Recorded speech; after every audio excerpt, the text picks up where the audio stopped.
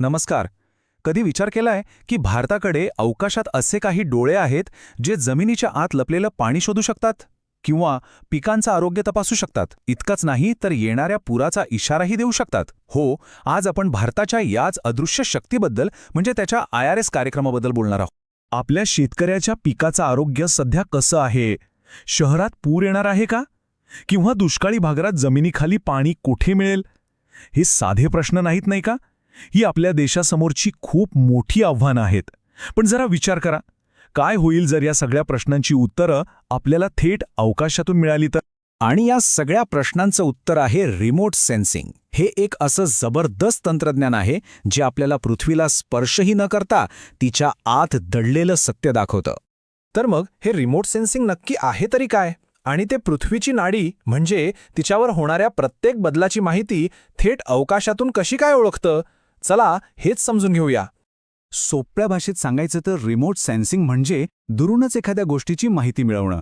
आता बघा, जसा प्रत्येक माणसाचा फिंगरप्रिंट युनिक असतो ना, अगदी तसंच पृथ्वीवरची प्रत्येक गोष्ट, मग ते पाणी असो, जंगल असो, माती असो किंवा अगदी खनिजे असोत, प्रत्येक गोष्ट प्रकाशाला एका विशिष्ट पद्धतीने परावर्तित करते आणि हाच असतो त्यांचा युनिक स्पेक्ट्रल सिग्नेचर.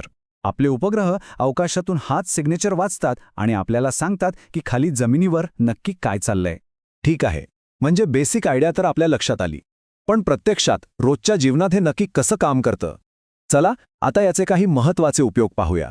चला सुरुवात करूया वनस्पतींच्या आरोग्याच्या रहस्यापासून.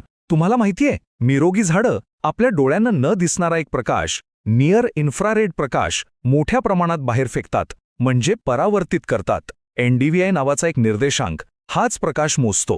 अगदी सोप्या भाषेत सांगायचं तर NDVI म्हणजे पिकांचा किंवा जंगलाचा हेल्थ रिपोर्टच आहे. हा रिपोर्ट जितका चांगला म्हणजे निर्देशांक जेवढा जास्त तितकी ती वनस्पती निरोगी. आणि याचा फायदा काय? तर यामुळे शेतकऱ्यांना अगदी वेळेवर कळतं की पिकाला पाण्याची किंवा खताची गरज कधी आहे. सरकारला हे कळतं की देशातलं जंगल क्षेत्र वाढलंय की कमी झालंय. आणि इतकंच नाही, हवामान बदलाच्या अभ्यासात आपली जंगलं नेमकं किती कार्बन शोषून घेत आहेत याचाही अचूक अंदाज लावता येतो. म्हणजे बघा किती महत्त्वाचं आहे हे. पण एक मिनिट, जर दाट ढग असतील किंवा अंधारी रात्र असेल तर काय? कारण पूर आणि चक्रीवादळाच्या वेळी तर बरोबर हीच परिस्थिती असते, नाही का? इथेच एंट्री होते एका सुपरहिरो टेक्नॉलॉजीची. तिचं नाव आहे सिंथेटिक ॲपर्चर रेडार किंवा SAR. हे रेडार इतकं पॉवरफुल आहे की ते ढगांच्या आरपार पाहू शकतं आणि दिवसा असो वा रात्र कोणत्याही हवामानात जमिनीचं अगदी स्पष्ट चित्र घेऊ शकतं. याचा परिणाम काय होतो? तर बचाव पथकांना अगदी अचूकपणे कळतं की नक्की कोणत्या गावात पाणी शिरलंय आणि लोकांना कुठे सुरक्षित ठिकाणी न्यायचंय.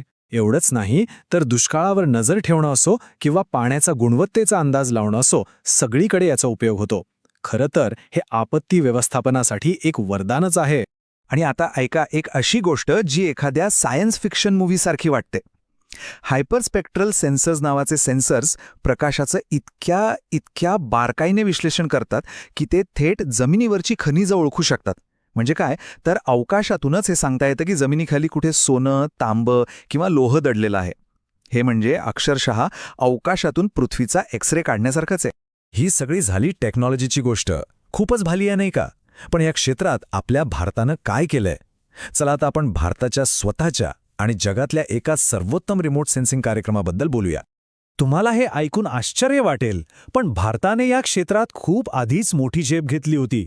1988 सालीच आपला इंडियन रिमोट सेन्सिंग म्हणजेच IRS कार्यक्रम सुरू झाला होता. आणि आज ISROच्या नेतृत्वाखाली हा कार्यक्रम जगातल्या सर्वात मोठ्या आणि प्रगत नागरी रिमोट सेन्सिंग उपग्रह समूहांपैकी एक आहे. आणि याचा उद्देश फक्त एकच आहे, आपल्या देशाच्या विकासासाठी अवकाशातून अचूक आणि वेळेवर माहिती मिळवणे. आणि भारताचा हा जो उपग्रहांचा ताफा आहे ना, त्यात प्रत्येक कामासाठी एक स्पेशालिस्ट आहे. जसं की रिसोर्स सॅट मालिका ही आपल्या जमिनीवर आणि पाण्याच्या स्रोतांवर लक्ष ठेवते. मग आहे ओशन सॅट, जी समुद्रातल्या हालचाली आणि हवामानाचा अभ्यास करते, जे आपल्या मच्छीमार बांधवांसाठी खूप महत्त्वाचं आहे. कार्टोसॅट तर इतके अचूक नकाशे बनवतं की शहर नियोजनापासून ते लष्करी कामांपर्यंत सगळीकडे त्याचा वापर होतो. आणि हो, RISAT सारखे रडार उपग्रह ते तर कोणत्याही हवामानात आपल्या देशावर 24 तास नजर ठेवून असतात. बरं, हे सगळं ऐकायला खूप छान वाटतंय, उपग्रह, टेक्नॉलॉजी, पण या सगळ्याचा आपल्यासारख्या सामान्य माणसाच्या आयुष्यावर काय परिणाम होतो? चला, आता अवकाशातून थेट जमिनीवर येऊया आणि विकासाची ही खरी कहाणी पाहूया. ही टेक्नॉलॉजी आता फक्त सायंटिस्टच्या लॅबपुरती राहिलेली नाही, तर ती थेट आपल्या प्रशासनात वापरली जातेय. उदाहरणार्थ ISROचं भुवन पोर्टल. याने तर भारताचा अक्षरशः 3D नकाशाच तयार केलाय.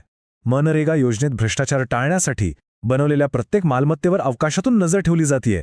प्रधानमंत्री कृषी सिंचन योजनेचं पाणी योग्य ठिकाणी पोचतंय की नाही, किंवा ग्रामसडक योजनेतले रस्ते नीट बनत आहेत की नाही, हे सगळं आता सॅटेलाइट डेटाच्या मदतीने तपासलं जातं.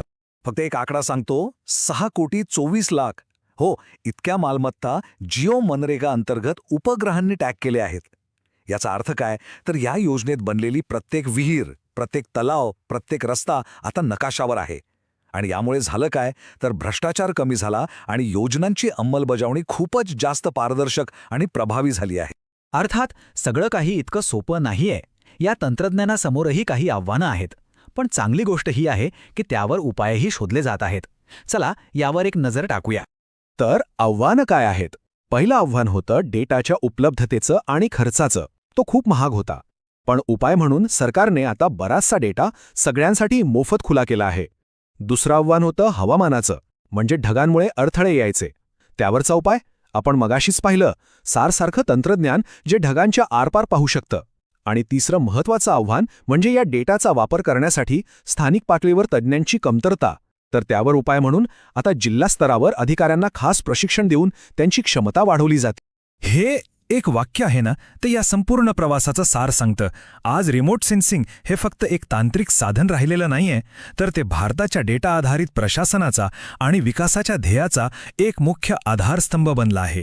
आणि जाता जाता एक विचार, भविष्यात जेव्हा पाण्याची टंचाई आणखी वाढेल, शहरांवर लोकसंख्येचा दाब वाढेल आणि हवामान बदलाचे परिणाम अजून तीव्र होतील, तेव्हा भारत आपल्या या अवकाशातील डोळ्यांचा वापर स्वतःला सुरक्षित ठेवण्यासाठी आणखी कोणकोणत्या मार्गांनी करू शकेल, यावर नक्कीच विचार करा.